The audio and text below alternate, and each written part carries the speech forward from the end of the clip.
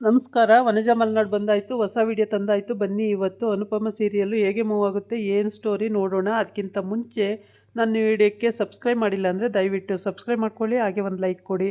ಅನುಪಮ ಇವತ್ತು final dance ಇರೋದ್ರಿಂದ ಎಲ್ಲರೂ 3 ಜನಕ್ಕೂ ಹೊರಡಿಸಿದ್ದಾಳೆ. ಮಾಯಿ ಮತ್ತು ರಾಯಿ ಮತ್ತು ಪ್ರೇಮು 3 ಜನಕ್ಕೂ ರೆಡಿ ಮಾಡಿ ಕಳಿಸ್ತಿದ್ದಾಳೆ. ಆದರೆ ಈ ರಾಯಿ ಏನು ಮಾಡಿದ್ಲು, ಆಚೆ ಕಡೆ ಬಂದು ದನ ಕರು ಇರೋ ಕಡೆ ಮಲಗಿದ್ಲು, ಹಸು ಕರು ಇರೋ ಕಡೆ. ಆವಾಗ ಏನಾಯಿತು, ಬಿರುಗಾಳಿ ಎದ್ದುಬಿಟ್ಟು ಅವಳ ಮೇಲೆ ಮೇಲೆ ಹಾಕಿರೋ ಅಂಥ ಆ ಹುಲ್ಲಿಂದು ಏನು ಹೇಳ್ತಾರೆ ಅದಕ್ಕೆ, ಅದು ಅವಳ ಮೈ ಮೇಲೆ ಬಿದ್ದುಬಿಡುತ್ತೆ. ಬೀಳುತ್ತಲ್ಲ ಅಂತೇಳ್ಬಿಟ್ಟು ಇವಳು ಓಡೋಗಿ ಅನುಪಮ ಅವಳು ಮಗಳ ಮೇಲೆ ನಾಳೆ ಬೇರೆ ಫೈನಲ್ ಇದೆ ಅಂತೇಳಿ ಅವಳ ಮೇಲೆ ಅವಳು ಮೈ ಮೇಲೆ, ಅನುಪಮನ ಮೈ ಮೇಲೆ ಬೀಳೋ ರೀತಿ ಮಲ್ಕೊಂಬಿಡ್ತಾಳೆ. ಆವಾಗ ರಾಯಿಗೆ ಅದು ಏಟಾಗಲ್ಲ, ಅವಳಿಗೆ ಒಂಚೂರು ಕನಿಕರನೂ ಬರಲ್ಲ. ಅಮ್ಮ ಹಿಂಗೆ ತಡ್ಕೊಂಡು ಪಾಪ ಅವ್ರ ನೋವು ತಿನ್ಕೊಂಡು ನನಗೆ ಸೇವ್ ಮಾಡಿದಾರಲ್ಲ ಅಂತ ಆ ಥರನೂ ಕನಿಕರನೂ ಬರಲ್ಲ ಅವಳಿಗೆ. ಅವಳೊಂಥರ ಹೊರಟು ಹುಡುಗಿ. ಇವಳು ಕಾಪಾಡಿದ್ರೂ ಅವಳಿಗೊಂದು ಥ್ಯಾಂಕ್ಸು ಕೂಡ ಹೇಳಲ್ಲ. ಅವಳು ಸಿಟ್ಟು ಮಾಡಿಕೊಂಡು ಸದ್ಯ ಸೇಫ್ ಆದ್ನಲ್ಲ ನಾನು, ನನಗೇನೂ ಆಗಲಿಲ್ವಲ್ಲ ಅಂದ್ಕೊಂಡು ಎದ್ದು ಹೋಗ್ತಾಳೆ. ಹೋಗು ರಾಯಿ, ಒಳಗಡೆ ಹೋಗಿ ಮಲ್ಕೋ ಅಂತ ಅಷ್ಟೆಲ್ಲ ಹೇಳ್ತಾಳೆ. ಅಷ್ಟೆಲ್ಲ ಏಟಾಗಿದೆ, ಒಂದು ಚೂರು ಕನಿಕರ ತೋರಿಸಿ ಅವಳಿಗೆ ಏನಾಗಿದೆ, ಹೋಗಲಿ ಮಾನವತೆ ದೃಷ್ಟಿಯಿಂದನಾದರೂ ಏನಾಗಿದೆ ಅನುಪಮ ಅವರೇ, ನಿಮಗೆ ಏಟಾಯ್ತಾ, ಏನು ಕತೆ ಅಂತಲೂ ಕೇಳಲಿಲ್ಲ ಇವಳು. ಹಾಗೆ ಒಳಗಡೆ ಹೊರಟೋಗ್ತಾಳೆ. ಅದು ಇನ್ನೂ ಅವಳಿಗೆ ನೋವಾಗುತ್ತೆ, ಬೇಜಾರಾಗುತ್ತೆ. ಆದರೂ ಮಗಳಲ್ವಾ ಅಂತೇಳಿ ಎಲ್ಲನೂ ಸಹಿಸ್ಕೋತಾಳೆ ಅವಳು.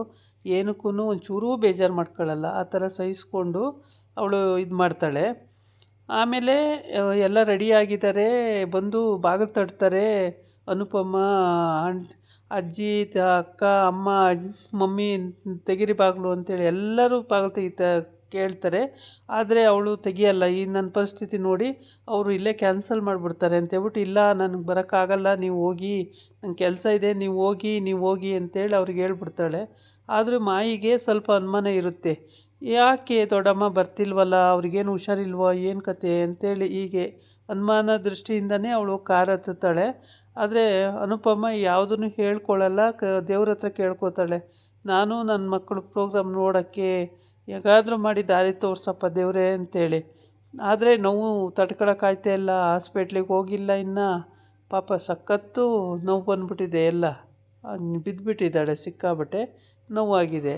ಅದು ಬಿದ್ದ ತಕ್ಷಣ ಎಲ್ಲ ಕಡೆ ಕಿತ್ಕೊ ಹೋಗಿದೆ. ಹಾಗಾಗಿ ಅನುಪಮ ಪಾಪ ನೊಂದ್ಕೊಳ್ತಾವಳೆ, ನೋವು ತಿಂತಾವಳೆ, ಹಾಸ್ಪಿಟ್ಲಿಗೆ ಹೋಗಿಲ್ಲ. ಇವರೆಲ್ಲ ಕಾರಲ್ಲಿ ಹೋದರು, ಎಲ್ಲ ನೋಡೋದಕ್ಕೂ ಹೋದರು. ಅವ್ರ ಅತ್ತೆ ಅಂತೂ ಬರೀ ಇವಳು ದುಡಿಮೆ ಬೇಕು ಅಷ್ಟೇ. ಅವಳು ಯೋಗಕ್ಷೇಮ ಒಂದು ಚೂರು ನೋಡಲ್ಲ ಅವಳು. ಇವಳಿಗೆ ಎಷ್ಟು ಏಟಾಗಿದೆ ಅಂತೇಳಿ ಒಂದು ಚೂರು ಕನಿಕರದಿಂದ ನೋಡಲ್ಲ, ಮಾಡಲ್ಲ. ಅವಾಗಿಂದನೂ ಅಷ್ಟೇ ಎನ್ನೆ ಅವಳು. ಅವ್ರ ಮನೆಗೆ ಸೊಸೆಯಾಗಿ ಬಂದಾಗಿಂದನೂ ಅದೇ ಗೋಳು. ಈಗಲೂ ಅವ್ರ ಮಗ ಇಲ್ಲ, ಗಂಡ ಇಲ್ಲ, ಯಾರು ಇಲ್ದಿದ್ರೂ ಅನುಪಮ ಸಾಕ್ತಿದ್ದಾಳೆ ಅನ್ನೋ ಕನಿಕರ ಕೂಡ ಅವ್ರುಗಳಿಗೆ ಯಾರಿಗೂ ಇಲ್ಲ. ಎಲ್ಲರೂ ಅವಳಿಗೆ ಹೀಯಾಳ್ಸೋದೆಯಾ, ಮಾತಾಡೋದೆಯಾ. ಅನುಪಮ ಕಿಚನ್ ಅಂದರೆ ಅಡುಗೆ ಮನೆ ಇಲ್ಲ ಅಂದರೆ ಇವರೆಲ್ಲ ಮಣ್ಣು ಮುಕ್ಕಬೇಕಾಗುತ್ತೆ.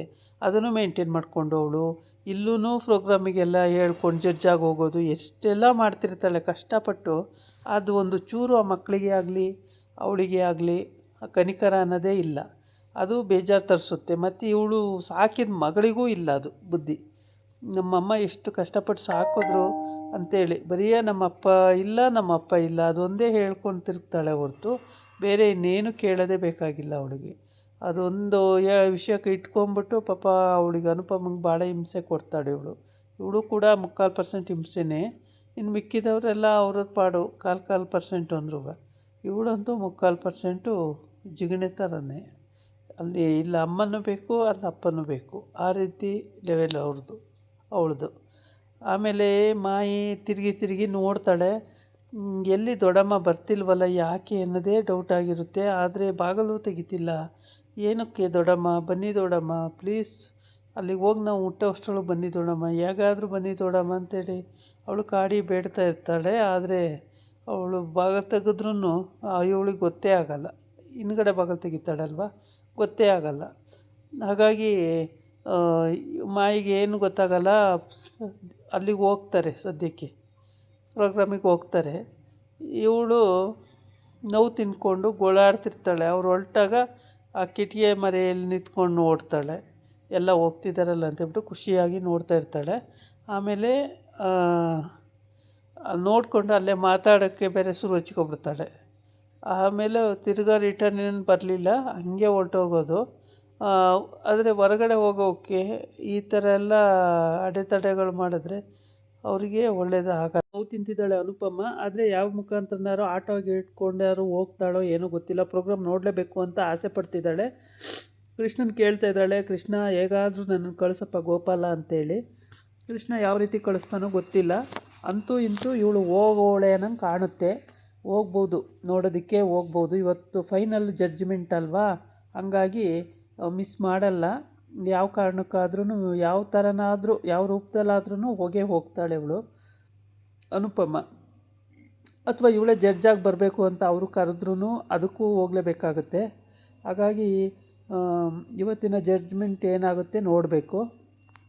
ರಾಯಿ ಗೆಲ್ತಾಳೋ, ಮಾಯಿ ಗೆಲ್ತಾಳೋ, ಅಥವಾ ಪ್ರೇಮ ಗೆಲ್ತಾನೋ, ಯಾರು ಗೆಲ್ತಾರೆ ನೋಡಬೇಕು.